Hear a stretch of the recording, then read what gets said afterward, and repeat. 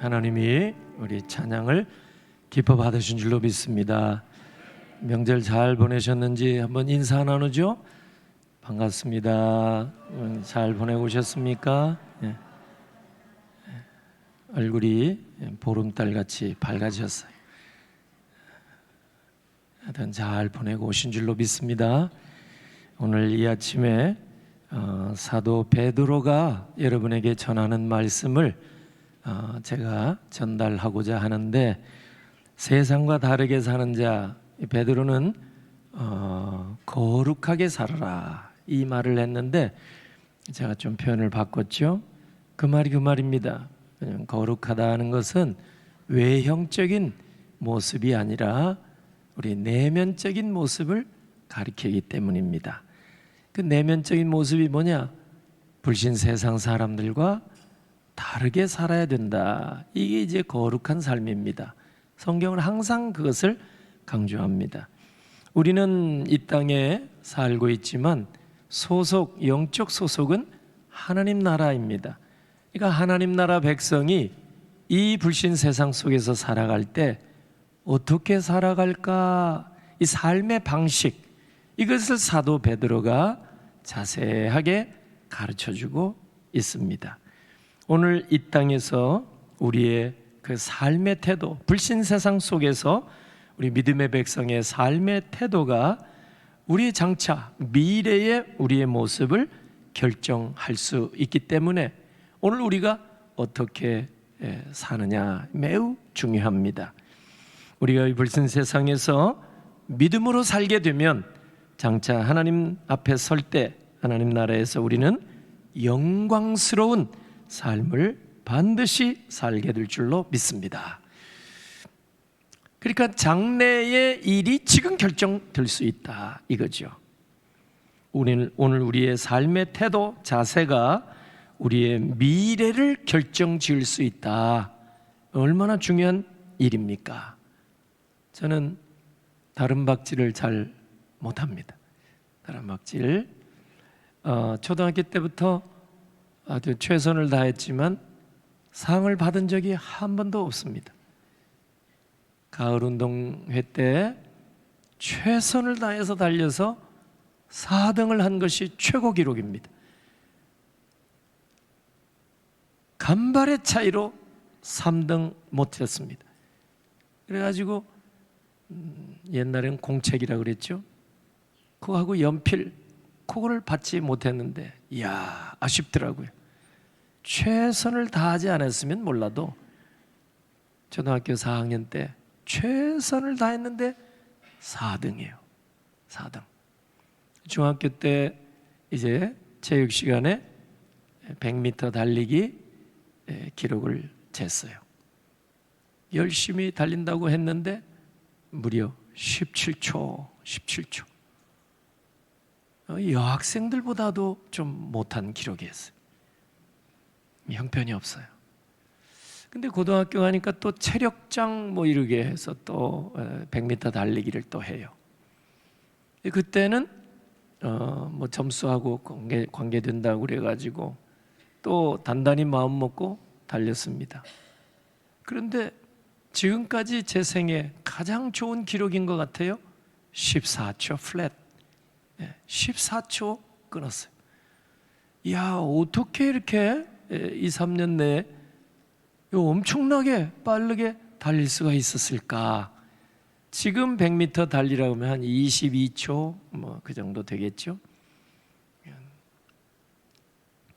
근데 하여튼 100m에 14초 끊었으니까 그거는 뭐 대단한 것 같아요. 내가 아무리 생각해도. 근데 그때가 어떻게 했는가 생각해 보니까 그때는 정말 운동화끈을 단단히 동여 매고 달렸습니다. 그러니까 내 나름대로 최선을 다해서 준비를 한 거예요. 그전에는 뭐 신발이 좀 커도 터덕터덕 하면서 뛰었는데 이게 별로 도움이 안 됐던 것 같아요. 운동화끈을 단단히 매고 옷매무새도 단단히 하고 이리 달렸더니 14초. 이야, 여러분들은 얼마나 빨리 달리기에 놀라지도 않으세요? 응? 나하고 한번 시합을 해봐야 되겠는데, 여러분, 오늘 우리의 삶의 자세, 오늘 우리가 이 땅에 살아가는 삶의 태도가 장차 우리의 삶의 모습을 결정할 수 있다는 거예요. 오늘 불신 세상 사람들은 영원한 나라는 없다, 이런 생각을 가지고 이 땅에서 사는 동안에 할 수 있으면 더 많이 갖고 더 많은 것을 누리려고 열심히 아우성합니다. 그러나 우리는 계시가 없는, 구원이 없는 그런 세상 사람들처럼 이 땅에서 그냥 천년만년 살아본들, 그게 무슨 그게 영화가 있고 영광이 있겠습니까?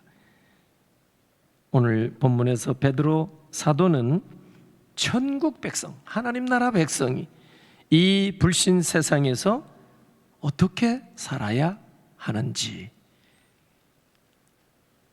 하나님 나라 백성으로 제대로 살아야 장차 하나님 앞에 설 때에 영광스러운 복을 받는다는 사실을 오늘 사도가 정말 흩어진 나그네된 백성들에게 자세하게 가르쳐주고 있습니다. 오늘 이 아침에 날씨도 선선하니까 졸려고 생각도 마시고 주무시지도 마시고 오늘 말씀에 집중하시기를 바랍니다. 네 가지예요. 첫째, 영적인 긴장, 영적인 근신의 삶을 살아라. 첫 번째, 하나님 나라 백성이 세상 나라 속에서 어떻게 살아야 될까? 영적인 긴장과 영적인 근신을 가지고 살아라. 13절 읽어보겠습니다. 그러므로 너희 마음의 허리를 동이고 근신하여 예수 그리스도께서 나타나실 때 너희에게 가져다 주실 은혜를 온전히 바랄지어다. 아멘. 마음의 허리를 동이고, 이 말은 에베소 6장에도 나오지만 하나님의 전신갑주 가운데 진리로 허리띠를 동이라, 이 말이나 마찬가지예요. 근데 이 말씀이 과거 이스라엘 백성들이 출애굽할 때 하나님이 주셨던 말씀을 생각나게 합니다.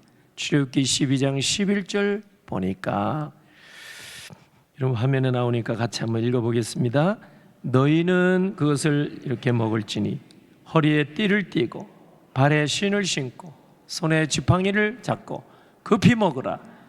이것이, 아멘. 여러분, 이스라엘 백성이 노예살이 하던 애굽 땅에서 이제 날이 밝으면 하나님의 명령에 따라 떠나야 할 그런 상황입니다. 그 밤에 하나님께서 유월절 음식을 제정해 주셔서 그것을 급히 먹으라 그랬어요. 급히 먹으라. 근데 어떻게 어떤 자세로 음식을 먹어야 하는가? 그게 출애굽기 12장 11절이에요. 거기에 보면은 허리에 띠를 띠고, 옷이 이스라엘 백성은 통옷이니까 너풀거리면 빨리 가는데 지장이 있겠죠. 허리에 띠를 띠고 발에 신을 신고, 지금 말로 뭐 운동화끈을 질끈 동여 매고 그 뜻이겠죠. 한 손에는 지팡이를 잡고, 그리고 서서 급히 음식을 먹으라. 가만히 생각하니까 저는 성경적으로 식사를 하는 것 같아요. 아주 빨리 먹으니까 급히 먹으라 했잖아요. 급히 먹으라. 네. 6월절 식사할 때 여러분, 이스라엘 백성들은, 지금도 정통 유대인들은 6월절 음식을 그대로 합니다. 먹습니다. 빵, 부풀지 않은 빵, 쓴 나물, 자기 조상들이 애굽을 떠날 때 먹었던 그 음식, 그 모습 그대로 지금도 지킵니다. 100% 똑같이 안 할지라도 정통 유대인들은 지금도 합니다. 그러니까 이 말이 뭐냐면, 이 말씀을 지금 유대인들, 이스라엘 백성들이 들을 때는 이게 뭔지 그냥 피부로 느껴지는 거예요. 아, 이게 어떤 자세로 이것을 먹어야 할지, 이월절 음식을 먹어야 할지. 그러니까 사도 베드로가 흩어진 나그네 된 유대계 성도들이 대부분인데, 성도들에게 이 말씀을 전할 때 마음의 허리를 동이고 벌써 이 말만 들어도 출애굽할 때 음식을 어떻게 먹었는가 생각이 퍼뜩 나는 거예요. 우리는 거기까지 생각 미치지 못해요. 근데 유대인이라면 다 알 수 있는 내용이에요. 어떤 자세로 살아야 하는가, 그걸 떠오르게 해서 사도 베드로는 영적인 긴장, 영적인 근신, 이런 삶을 살아야 된다. 내일 새벽이면 그동안에 노예로 살고 있었던 애굽 땅을 떠나야 됩니다. 지체해서는 안 됩니다. 분초라도. 죄와 사망의 올무와 같은 곳이 애굽이에요. 빨리 떠나라고 말해요. 떠나지 않겠다는 것은 뭐예요? 노예살이 계속하겠다는 거 아니겠습니까? 그거 잘못된 거죠. 하나님이 해방을 주셨는데 엑소더스, 출발해야죠. 떠나야죠. 지체하면 되겠습니까? 음식을 먹는데 식도락가처럼 음미하면서 지금 목을 개제가 아니라 그 말이에요. 서서 한 손은 지팡이, 띠를 동이고 신발을 신고 급히 먹고 떠나는 일이에요. 떠나는 일. 애굽을 지금 그 말씀을 하고 있는 건데, 사도 베드로는 그 말씀을 가지고 지금 이 땅에서 우리가 어떻게 살아야 될지, 영적으로 긴장을 풀지 말고 또 근신하고 깨어서 기도하며 살아라, 이 얘기를 하고 있습니다. 창세기 19장 14절을 보니까 이 롯, 아브라함의 조카 롯, 이 롯이 이제 죄악의 도성 소돔 땅에 살고 있었는데 하나님께서 그 죄악의 관영됨을 보시고 유황불로 심판하시는 거예요. 아브라함이 이제 중보하며 기도했잖아요. 살려달라고, 우리 조카 가족을 좀 구원해달라고. 하나님께서 이제 심판을 이제 내리게 되니까 이제 롯 가정에게 속히 떠나라, 거기 빠져나오라, 이 얘기를 듣고 롯이 사위들을 불렀어요. 딸들과 이제 다 정혼했기 때문에 뭐 법적으로는 사위예요, 사위. 그래서 성경에도 사위라고 나와요. 창세기 19장 14절 보니까 이 사위들에게 빨리 떠나라 그랬는데 이 사위들이 그 장인의 얘기를 듣고는 농담으로 여겼더라. 농담하지 마세요. 여기 이렇게 멀쩡하게 있는 도시가 무슨 뭐 망합니까? 농담으로 여기고 다 망해서 죽었어요. 떠나지 못해서. 롯의 아내 역시 정든 땅 소돔을 즉시 떠나라는 말씀을 들었음에도 불구하고 아쉽고 떠나가긴 떠나가는 것 같은데 뒤를 돌아보다가 뭐가 됐죠? 소금 기둥이 됐습니다. 소금 기둥. 그리스도의 초림과 재림 사이에 우리 살고 있는 오늘 우리, 예수님이 2000년 전에 이 땅에 오시고 언제 오실지 모르면 장차 다시 오시마 약속하셨는데 그 사이 기간 동안에 사는 우리는 종말론 시대에 사는 자들입니다. 신학적으로는 예수 그리스도의 초림과 재림 사이의 기간을 종말론 기간이라 이렇게 말합니다. 그러니까 예수님이 처음 오시고 나서부터 이제 제자들도 여기 기록한 말씀을 보면은 주님이 승천하시고 나서 언제 다시 오실지 모르니까 그때도 임박한 주의 재림을 기다리라 그랬어요. 2000년 전에도, 지금도 마찬가지. 그러니까 주의 초림과 재림 사이에 사는 우리는 항상 어떻게 한다? 영적으로 긴장을 풀지 말고 깨어 기도하라. 예수님께서 제자들에게도 가르쳐 주신 말씀입니다. 현악기로 비유를 들자면 바이올린이나 첼로 같은 이 현악기, 여러분 그 줄 있죠, 줄. 이것을 풀어놓지 말고, 연주하지 않을 때는 풀어놓잖아요. 근데 풀어놓지 말고 팽팽하게 당겨놓고 언제 연주할지 모르는, 그래서 그 긴장, 그 정도로 긴장을 하고 살아라. 이것이 오늘 사도 베드로가 또 성도들에게 권면하는 첫 번째 말씀입니다. 언제 다시 주님 오실지 모르는 상황에서 항상 우리는 영적으로 긴장하는.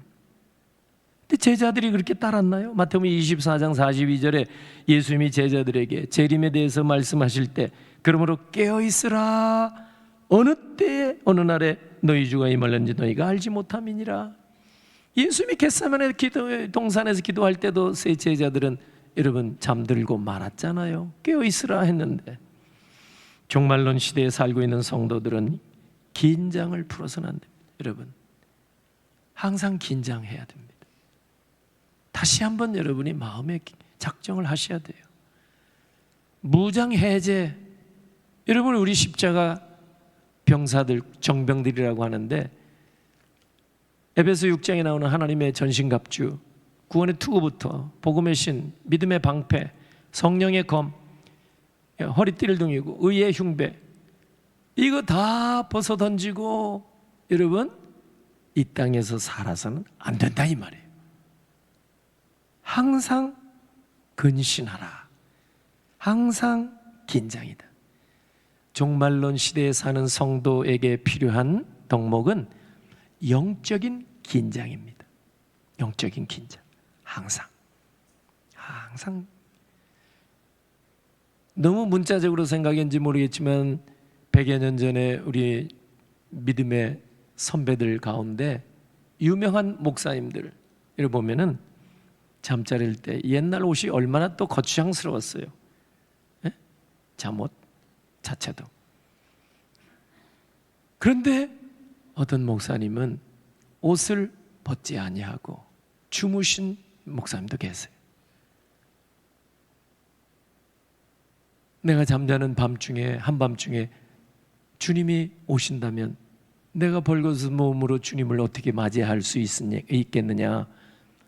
그렇게까지 할 필요는 없겠지만은 우리 믿음의 선배들은 정말 그렇게 어린아이 같은 순수한 마음을 가지기도 했습니다. 그렇게 하라는 얘기는 아니지만 필요한 것은 항상 깨어서. 근데 우리는 이게 잘 안 되더라 그 말이에요. 하나님의 전신갑주. 그러니까 마귀의 대적에 우리가 퍽퍽 넘어지기가 쉽다. 이걸 우리가 알게 됩니다. 오늘 우리가 이제 폭염으로, 그동안 바쁜 일로, 명절로 흩어졌던 마음 이제 다시 한번 동이고, 마음의 허리를 동이고, 네. 그리고 아버지 앞에 부지런히 나와서 우리가 예배하고 또 기도하는 일에 우리가 힘써야 될 줄로 믿습니다.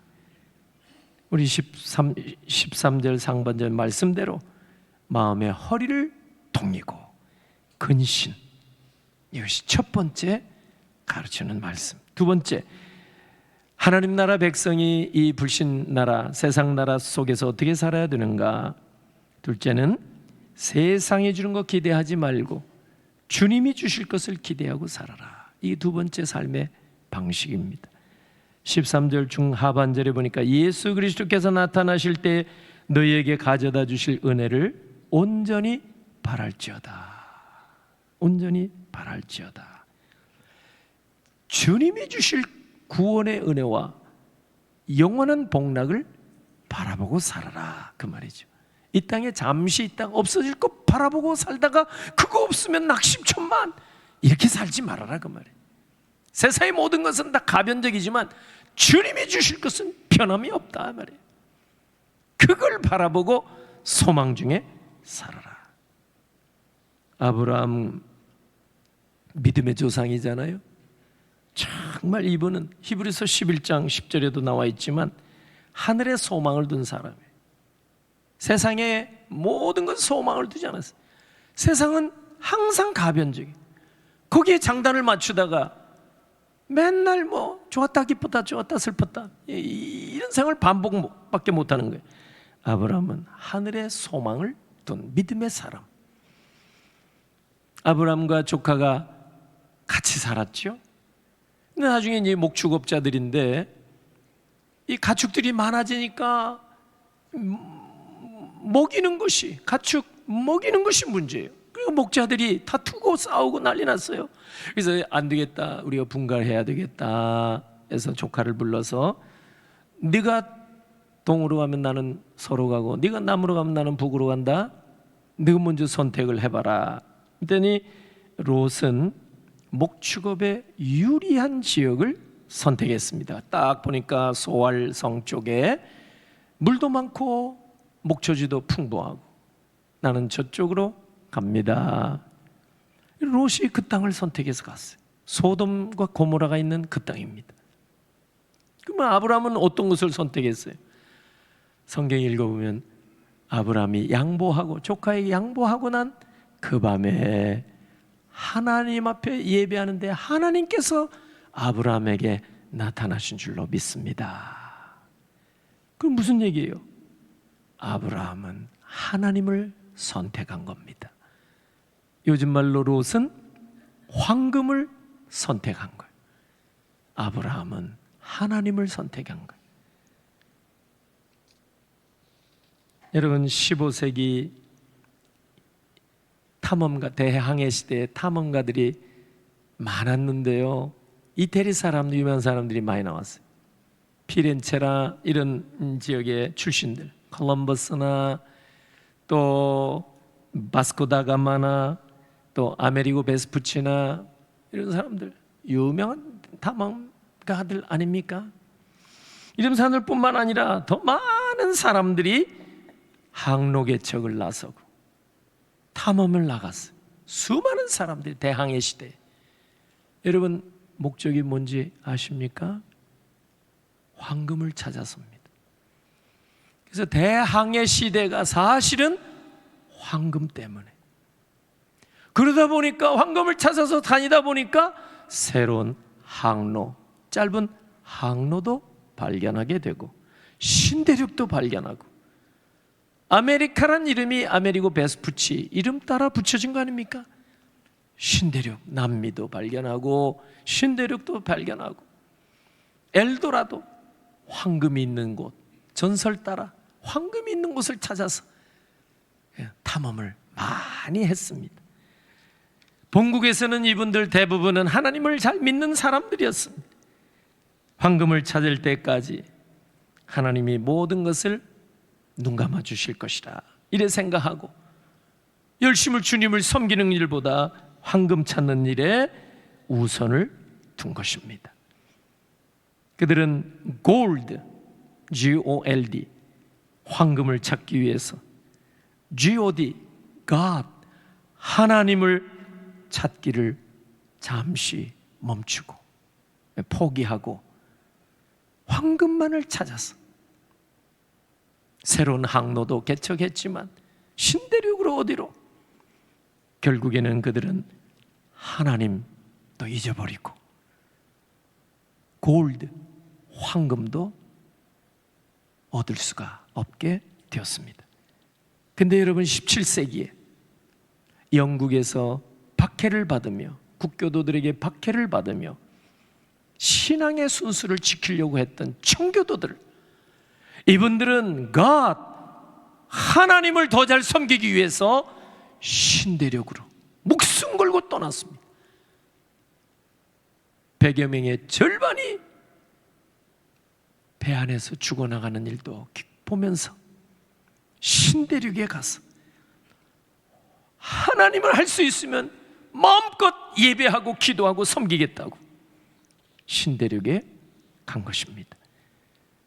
그들은 신대륙에서도 하나님 중심으로 G-O-D, God, 하나님 중심으로 살았습니다. 근데 보세요, 하나님께서 수많은 고비, 어려움, 죽을 고비를 넘기게 했지만은 나중에는 황금 같은 풍성한 은혜를 지금까지도 그 후손들이 잘 사는 놀라운 은혜와 복을 베풀어 주신 줄로 믿습니다. 하나님을 잊지 아니했을 때 골드까지, 황금까지 얻을 수가 있었던 겁니다. 여러분, 하나님을 잃어버리면 결과적으로 모든 것을 다 잃어버리게 됩니다. 그러나 하나님을 얻게 되면 모든 것을 얻을 수 있다는 사실을 기억하시기 바랍니다. 왜요? 하나님은 우리의 창조주이시고 우주 만물의 주인이시기 때문입니다. 보물창고, 하나님이 주인이라 그 말이에요. 그러니까 황금을 찾아서만 떠났던 사람들은 하나님 잠시 날 좀 용서해 주세요 하고, 하나님도 잊어버린 거예요. 황금도 못 찾고. 그러나 하나님을 찾아라 신데르게 갔던 청교도들은 하나님을 더 잘 섬기게 되었고, 황금까지 정말 풍성한 은혜와 복을 자손만대 하나님께서 허락해 주신 줄로 믿습니다. 세 번째, 불신 세상 속에서 하나님의 백성이 어떻게 살아야 되느냐? 구습을 동경하지 말고 이전의 욕심대로 살아서는 안 된다. 세 번째 삶의 방식, 14절 읽어보겠습니다. 너희가 순종하는 자식처럼 전에 알지 못할 때에 따르던 너희 사욕을 본받지 말고, 너희 사욕을 본받지 말아라. 에베소 4장 22절, 너희는 유혹의 욕심을 따라 썩어져가는 구습을 따르는 옛사람을 벗어버리라. 예수 믿고 나서 거듭난 삶을 살아라 그 말이죠. 고린도서 5장 17절에 누구든지 그리스도 안에 있으면 새로운 피조물이라 그랬을까? 그런 새로운 삶을 살아야 되는데, 이전에 추구하던 옛날의 모습 그대로 우리가 예수 믿고 나서도 산다면 그는 하나님 나라의 백성의 삶의 모습이 아니다 그 말이죠. 로마서 13장 12절에서 14절 보면은 밤이 깊고 낮이 가까웠으니 그러므로 우리가 어둠의 일을 벗어버리고 빛의 갑옷을 입자. 낮에와 같이 단정하고 방탕하나 술 취하지 말며 음란하거나 호색하지 말며 다투거나 시기하지 말고 오직 주 예수 그리스도로 옷 입고 정욕을 위하여 육신의 일을 도모하지 말라. 로마서 13장 12절에 14절. 여러분, 1600여 년 전에 초대교회 유명한 교부가 된 어거스틴이 방탕한 삶을 많이 살았던 사람이지만, 여러분, 이 말씀을 읽고 큰 회심을 하게 되었습니다. 이 말씀을 읽고. 그리고 여러분, 하나님 나라에 얼마나 귀하게 쓰임받았는지 모릅니다. 지금까지도 그분의 영향이 어마어마하게 큽니다. 마지막 네 번째로, 하나님 나라 백성이 세상 나라 속에서 어떻게 살아야 될까? 하나님의 자녀는 하나님을 닮아서 모든 행실에 거룩한 자로 살아라. 이 네 번째 가르침입니다. 15절 읽어보겠습니다. 본문 15절. 오직 너희를 부르신 거룩한 이처럼 너희도 모든 행실에 거룩한 자가 되라. 16절에도 내가 거룩하니 너희도 거룩하라. 이거는 레위기 11장 45절을 인용한 거거든요. 내가 거룩하니 너희도 거룩하라. 우리 아버지가 누구예요? 영적 아버지가 하나님이에요. 여러분, 하나님의 자녀예요, 우리가. 그러니까 하나님의 자녀니까 누굴 닮아야 돼요? 아버지를 닮아야 돼요. Like the father, like the son. 자녀는 아버지를 닮게 돼 있어요. 발가락이 닮잖아요. 가만히 보면 뭐 닮았어요. 최근에도 장로님 손주의 손주지 뭐 이렇게 보니까 닮더라고요. 아버지 엄마도 닮을 뿐만 아니라 할아버지 할머니도 닮더라고. 보니까 닮아요. 귀도 닮고 눈도 닮고, 닮아요. 영적으로 우리가 누구요? 하나님 아버지의 자녀라. 예수 믿고 나서 우리는 하나님의 자녀의 권세가 되었다 그랬어요. 그러면 하나님 아버지를 닮아야죠. 마귀 닮으면 되었어요? 다투고 미워하고 싸우고, 헤어지고 분열되고 깨지고 자빠지고 넘어지고. 여러분, 마귀 닮으면 되겠어요? 마귀라고 해서 뭐 도깨비 뿔하고 이게 아니죠. 마귀의 그 습성, 금성, 마귀의 속성을 우리가 살펴볼 때 나도 모르는 사이에 닮아가면 안 되죠. 점점 하나님 아버지의 그 성품으로 우리가 닮아가야지. 가면 갈수록 어떻게 마귀의 성품에 가까워지냐고.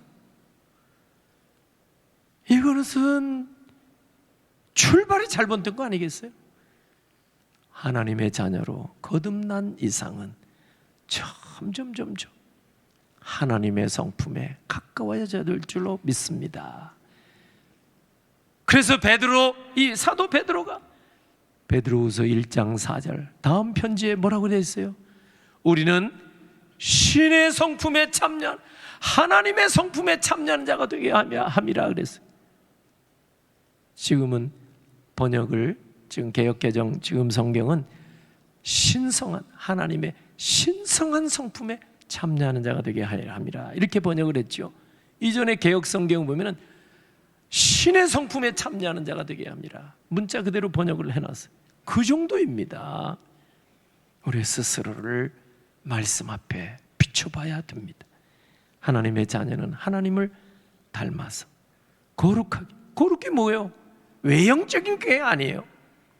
하나님의 외모를 취하지 않는다고 사무엘 선지자에게 말씀하셨습니다. 중심을 보노니라. 예. 우리는 겉모습만 거룩하게 보여주어서 세상 사람들과 구별되게 이렇게 살아서는 안 됩니다. 실제로 세상 사람들과 뭔가는 다른 모습. 여러분, 우리가 직장생활 할 때 뭐가 다릅니까? 사업을 할 때 여러분 불신 사람들과 여러분 뭐가 다릅니까? 학교 생활을 할 때 여러분 안 믿는 사람과 다른 점이 뭘까요? 여러분 이웃과 지내면서 여러분 불신자들과 우리는 다른 점이 뭡니까? 거룩이라는 말은 다르다는 말이에요. 구별된다는 뜻인데 우리가 돈벌이 하는 것도 이 세상에서 부모를 섬기는 일도 어디에서나 돈 쓰는 일도 분노를 표출하는 일까지 무슨 일이든지 언어, 행실 모든 면에서 정말 불신 세상 사람들과 다른 점이 좀 있느냐 이걸 묻고 있는 거예요. 우리가 말씀 앞에 정말 벌거벗은 몸으로 이 아침에 다시 한번 스스로를 돌아보는 귀한 시간 되어지기를 바랍니다. 마지막으로 성도가 거룩하게 살아야 할 이유를 이 본문 21절까지 가르쳐주는 세 가지입니다. 간단하게 첫째로 우리는 하나님을 닮은 자들이기 때문이라. 두 번째는 하나님의 심판이 있는데 우리가 구별된 삶을 살아야 되지 않겠느냐 그 말이에요. 세 번째는 하나님이 우리를 그리스도의 피로 구속해 주셨으니 건져 주셨으니 우리가 구별된 삶을 살아야 되지 않겠느냐. 오늘 이 아침에 이 말씀을 다시 한번 마음에 기억하시고 이제 계절도 가을에 접어드는 것 같아요. 우리 믿음의 옷깃을 다시 한번 여미시고 신발끈 복음의 신 단단히 한번 동여매시고 정말 우리가 영적인 긴장과 영적인 근심 풀어놓지 말고 다시 한번 우리 마음을 허리를 동이고 주님이 기뻐하시는 그 삶을 한번 힘써 살아가시는 우리 비전가족 여러분 다 되시기를 주의 이름으로 축복합니다. 아멘. 기도합니다. 하나님 아버지 은혜 감사합니다. 이 명절도 은혜 가운데 지나게 하시고 이제 날씨가 선선한 가운데 하나님이 귀한 주일 예배로 영광 올리게 하신 감사합니다. 생명 말씀 주셨사오니 마음에 간직해 하시고 불신 세상 속에서 하나님 나라 백성으로 어떻게 살아야 할지 가르쳐 주셨사오니 항상 깨어 기도하며 마음의 허리를 동이고 근신하며 살아갈 수 있는 우리 온 심령들이 되게 하옵소서. 하나님 앞에 정성을 다한 예물 올립니다. 특별 건축 이 예물을 하나님 앞에 올리는 귀한 가정을 받으시고 또 결혼기념일 감사하여 강단 하나 올리는 가정이 있사오니 받으시고 가정에 필요한 은혜 하나님께서 예비하신 복 물붓듯이 부어 주시옵소서.